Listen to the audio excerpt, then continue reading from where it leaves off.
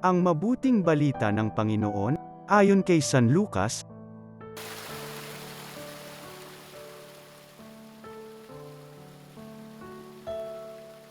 Noong panahong iyon, sinabi ni Jesus sa pinuno ng mga Pariso na nag-anyaya sa kanya, "Kapag naghahanda ka, huwag ang mga kaibigan mo, mga kapatid, mga kamag-anak o mayayamang kapitbahay ang aanyayahan mo, sapagkat aanyayahan ka rin nila, at sa gayo'y nagantihan ka na. Kaya kung ikaw ay maghahanda ng isang malaking salo-salo, ang mga pulubi, mga pingko, mga pilay, at mga bulag ang aanyayahan mo.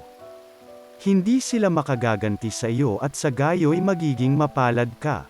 Gagantihin ka ng Diyos na muling pagkabuhay ng mga banal." Ang mabuting balita ng Panginoon.